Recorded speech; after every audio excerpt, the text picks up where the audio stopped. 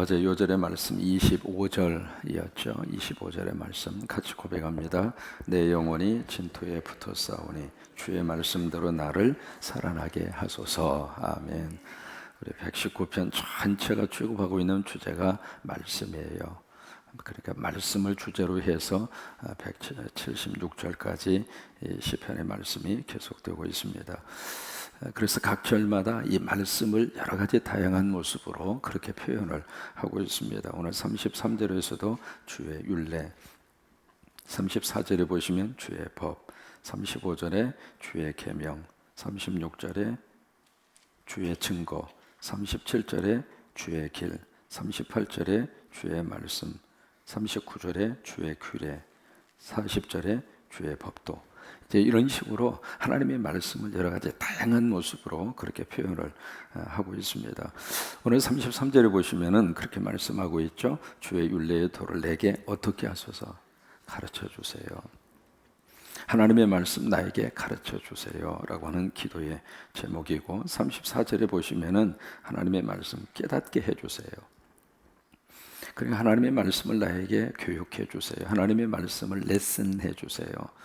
여러분, 새로운 것을 배우기 위해서 레슨을 받잖아요. 그런 것처럼 하나님의 말씀도 나에게 레슨해 주세요. 나에게 교훈을 주세요. 나를 가르쳐 주세요.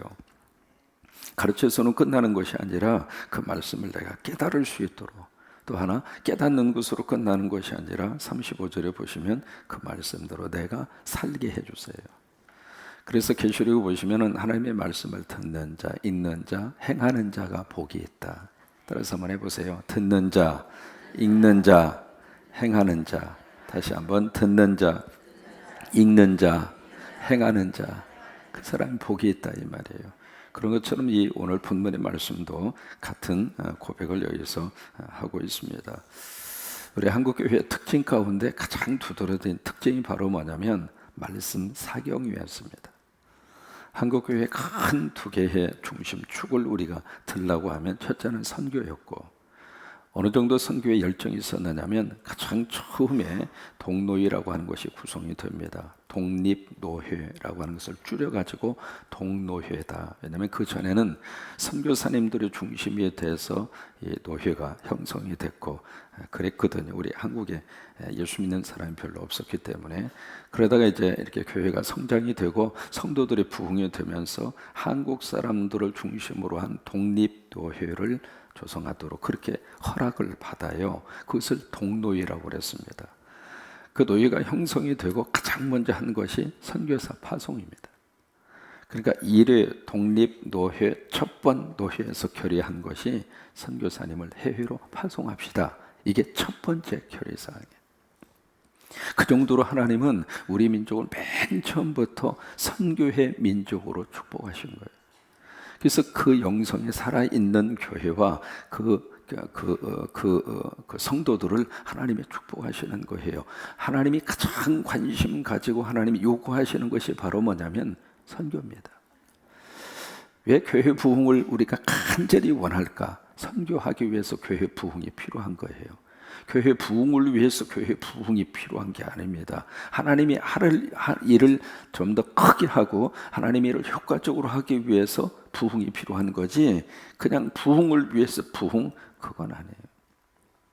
그러니까 그 정도로 우리 한국교회는 선교에 대한 생각이 확 하고 처음부터 그렇게 열려져 있었어요. 여러분, 선교하는 일은 그냥 무조건 아멘이어야 돼. 아멘도 적잖아 지금. 다시, 선교하는 일은 무조건 아멘해야 돼. 크게 아멘. 다시 할게요. 선교하는 일은 무조건 아멘해야 돼. 거기에 딴지 걸고 막 이상한 소리 하고, 그것은 교회의 부흥, 하나님이 가장 원하시는 부흥의 목적을 막는 거하고 똑같은 거예요. 그 정도 우리 한국교회에서는 처음부터 하나님이 기뻐하는 일이 뭔가, 하나님이 가장 마음을 두고 관심을 가지는 것이 뭔가에 대한 분명한 것을 붙잡은 교회가 한국교회란 말이에요. 그래서 짧은 시간 동안에 하나님이 우리 민족을 축복하신 거예요. 여러분, 복은 복을 받는 만한 짓을 해야 복을 주시는 거지, 아무리 복을 담아주고 싶어도 복 받을 만한 그릇이 안 돼. 그럼 어떻게 담아주겠어요? 삼여신도 대답을 해봐. 그러니까 복을 받을 만한 준비가 되어져 있어야 되고, 복을 담을 만한 그릇이 있어야 되고, 그래서 그렇게 여러분 기도하세요. 하나님, 나 이번에 물질의 복을 주셔서 그 물질 가지고 선교하게 해주세요. 그렇게 기도해 하나님이 부어주시지, 하나님 나 돈 많이 벌어서 잘 먹고 잘 살게 해주세요, 그거 가지고 안 돼요. 그거 가지고 안 돼요.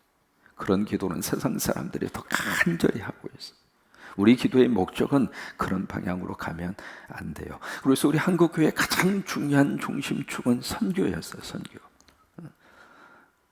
이제 우리도 이제 다음 주 베트남으로 선교팀 보내는데 자꾸 보내야 돼. 자꾸.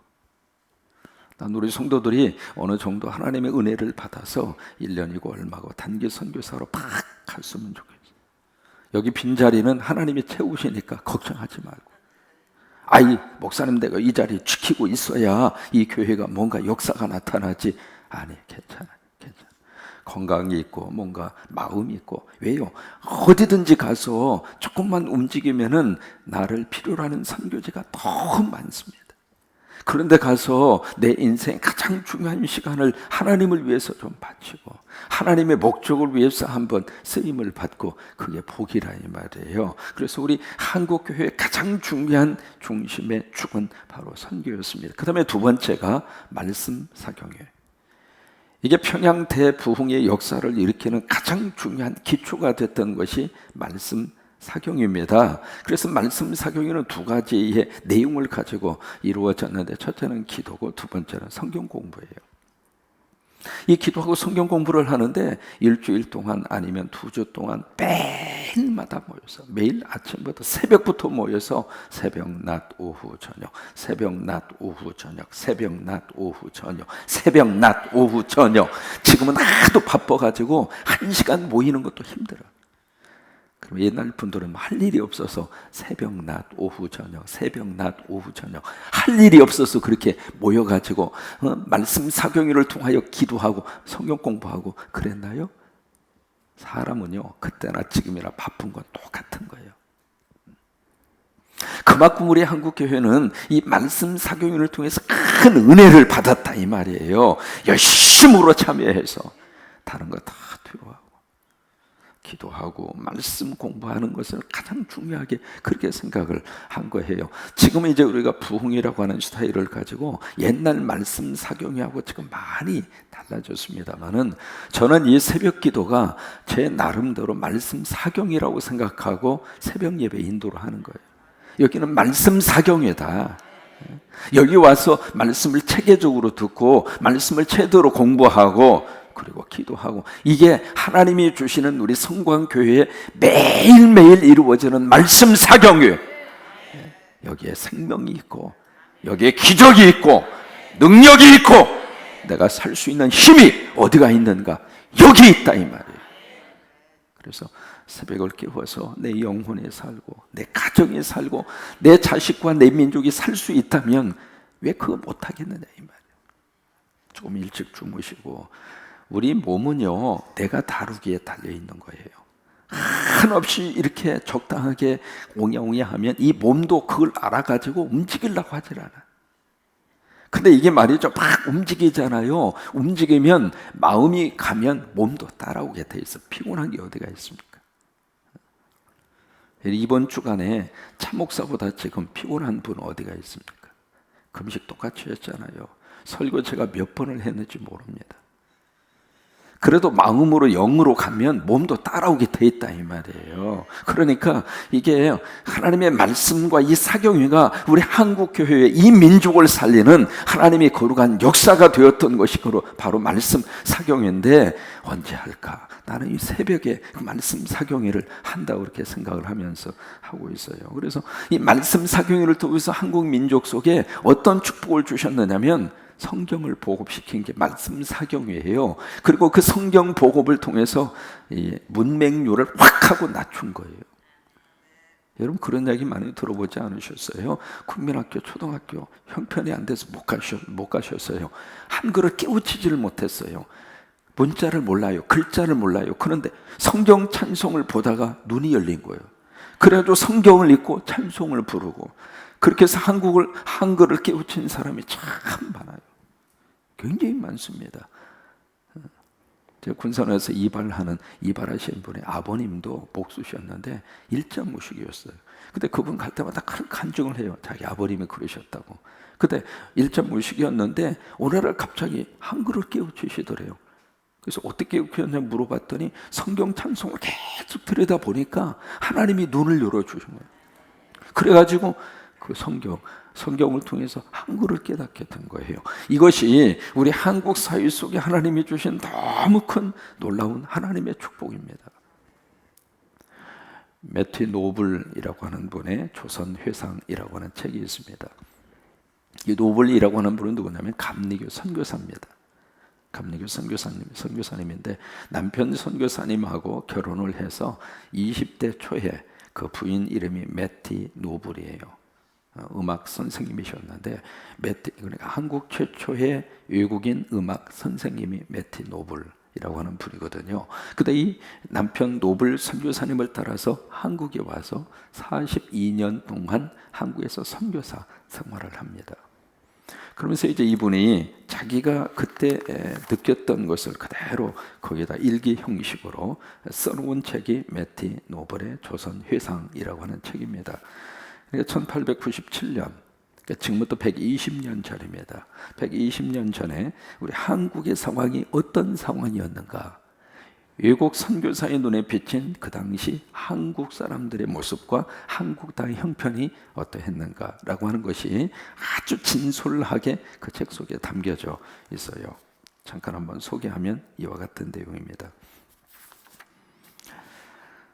난 속이고 도둑질하고 미련한 이 사람들이 지긋지긋하다. 거기에 첫 번 나오는 글입니다. 지금 우리가 아프리카나 기타 선교지에 가서 막 거기에 그분들을 막 우리가 어떤 의미에서 어떻게 이렇게 사나 그렇게 생각하죠. 120년 전 한국이 그보다 더했다 이 말이에요.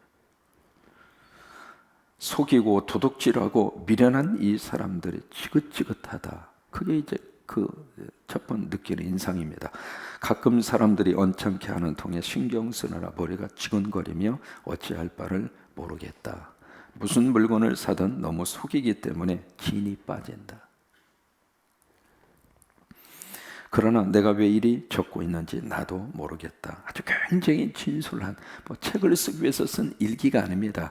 그냥 이 매티 노블 선교사님이 하루하루 자기가 어떻게 살았는가 느꼈는가 그걸 일기 형태로 쭉 이렇게 기록이 되어져 있어서 아주 그 책을 읽으면은 그냥 솔직한 가슴에 이야기가 그대로 기록이 되어져 있어요.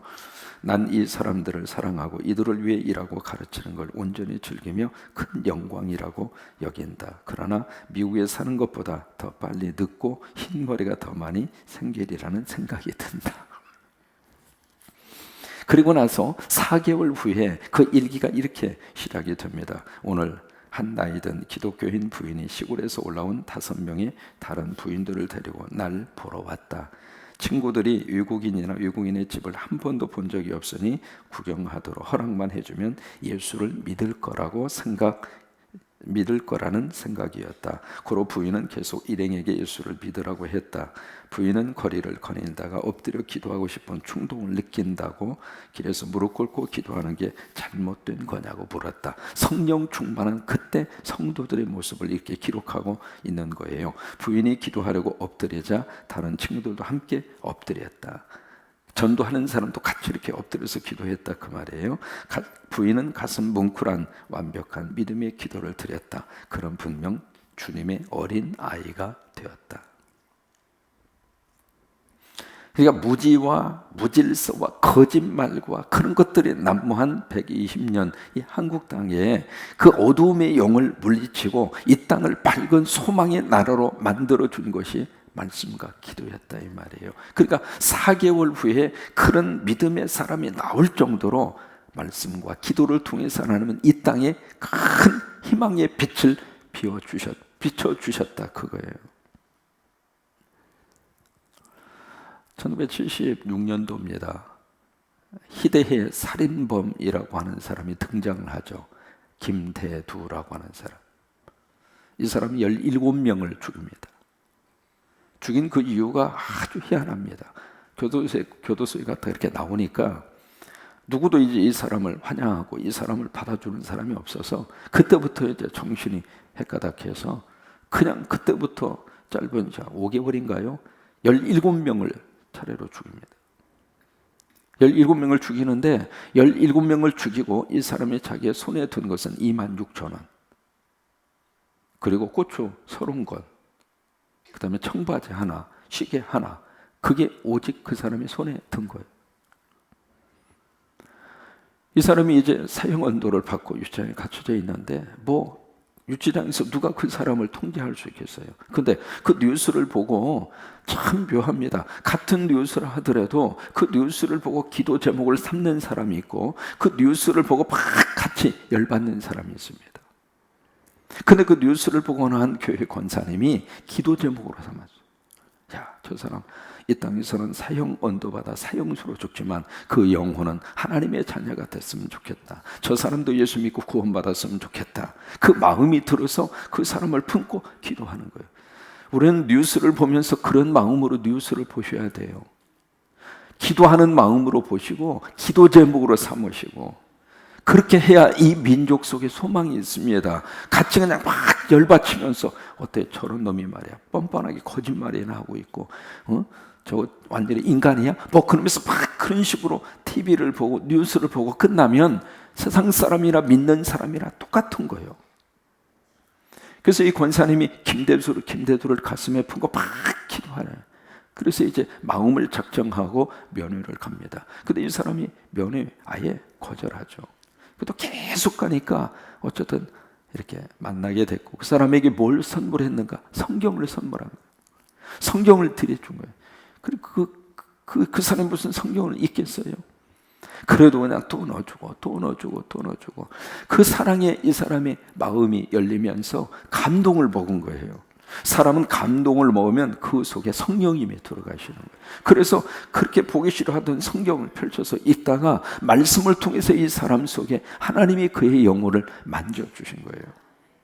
그래서 나중에 예수 잘 믿고 천국으로 가잖아요. 가는데 마지막 사형 집행되는 날 거기에 목사가 기도를 해줍니다. 기도를 하고 마지막 할 말이 없는가? 그때 그 사람이 그 이야기합니다. 나는 이미 죽어야 할 사람입니다. 그런데 주님이 나를 만나 주셔서 나를 이렇게 구원해 주셔서 그저 감사할 따름입니다. 나는 천국으로 갑니다. 목사님 은혜 많이 받았습니다. 감사합니다. 그게 그 사람 마지막 말이에요. 그러면서 그 사람이 죽으면서 뭘 하느냐면 예수 믿고 나서 내가 뭔가 좋은 일을 했으면 좋겠다. 그래서 이렇게 하다가 그 감방에서 무슨 책을 읽었느냐면 이 어두움을 비추리이다 라고 하는 책을 읽어요. 그 책의 주인공이 누구냐면 양정신 목사님이에요. 우리 기장의 1호 여자 목사님. 그분이 이제 맹인이거든요. 그래서 그 책을 읽고 너무 은혜를 받고 내가 죽어들랑 이 눈 2개를 그 목사님에게 드렸으면 좋겠다고. 그래서 이제 마지막 그분이 그걸 해요. 좋은 일을 하겠다고. 근데 그 소식을 양정신 목사님이 듣고 기도하는 가운데 그거요, 나한테 주지 말고 나보다 젊은 친구 2사람에게 주라고. 그래가지고 자신에게 주어지는 그 혜택을 2사람에게 되돌려 주어서 2사람이 밝은 빛의 은혜를 입게 된 그 사연이 바로 거기에 있습니다. 여러분, 희대의 살인마를 누가 그렇게 바꿀 수가 있느냐고요. 말씀이 들어가니까, 하나님의 말씀이 들어가니까 사람이 그렇게 바꿔지는 거예요. 그러니까 오늘 우리들에게 있어서도 이 말씀의 거룩한 역사, 말씀의 거룩한 역사. 그래서 말씀 속에 깊이 들어가야 흔들리지 않는 거예요. 이번에 우리 성경 통독을 해보니까 아무튼 스피드해서 빠르게 읽었습니다만은 그래도 한 해를 시작하면서 신약 마태 1장부터 계시록 22장까지 이게 읽었다고 하는 게 얼마나 큰 은혜입니까? 안 그래요? 그러니까 여러분 매일매일마다 말씀 놓치지 마시고 바빠도 식사하시잖아요. 금식 끝난 다음에 빨리 뭔가 먹고 싶잖아요.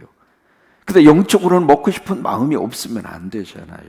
그래서 새벽에 와서 내가 말씀 사경에 참석한다 생각하고 새벽에 와서 기도하고 말씀 듣고 그 다음에 또 하나님의 말씀 계속 읽으면서 성경은 이 5가지 손가락으로 잡아요. 이것을 한 손가락 이걸로 해서 성경을 잡을 수 있습니까? 잡을 수 있어요? 해볼까요? 이 새끼손가락으로 성경이 됩니까? 이게 바로 뭐냐면 듣기 듣는 거. 이 듣는 것 가지고 성경을 잡을 수 있느냐고요. 근데 이 엄지가 바로 뭐냐면 묵상입니다. 묵상. 이걸로 잡혀져요? 잡혀지긴 하지. 근데 불안하죠. 언제 떨어질지 모르지. 그래서 두 번째 이게 읽는 거예요. 읽는 거. 듣는 거. 읽는 것 가지고도 조금 부족해요. 암송. 암송. 그 다음에 공부. 그 다음에 듣기. 그럼 꽉 잡을 수 있다. 성경 한번 잡아봐요. 자, 잡아봐 한번. 이렇게 꽉 잡아. 이렇게 잡아야 성경을 잡고 다닐 수 있잖아요. 그죠? 그러니까 듣는 걸로만 성경을 내가 지금 잡으려고 그러면 안 잡힌단 말이에요. 듣는 것만 해도. 그러니까 듣고 공부도 하고 암송도 하고 읽기도 하고 묵상도 하고 그래야 이게 꽉 잡히지. 자, 해보세요. 듣기, 공부, 암송, 읽기, 묵상 꽉 이래야 잡히지. 그러니까 이 5가지 손가락으로 성경을 잡으려고 해야 이것을 잡고 다니는데 그 중에 한 가지만 가지고 성경을 잡으려고 그러니까 잡히지가 않는 거예요. 그래서 여러분 하나님의 말씀 이 한 해 동안 하나님의 말씀 나에게 가르쳐 주세요. 그 말씀을 내가 깨닫게 해 주세요. 그리고 내가 말씀대로 살아서 하나님의 복 받고 살기를 원합니다. 이 시편 이 고백과 기도가 오늘 여러분의 고백과 기도가 되기를 주의 이름으로 축원합니다. 자, 오늘 요절의 말씀 33절입니다. 33절 시작. 여호와여 주의 율례들의 도를 내게 가르치소서. 내가 끝까지 지키리이다. 다시 한번 크게 시작. 여호와여 주의 율례들의 도를 내게 가르치소서. 내가 끝까지 지키리이다. 한 번만 더 시작. 여호와여 주의 율례들의 도를 내게 가르치소서. 내가 끝까지 지키리이다. 아멘.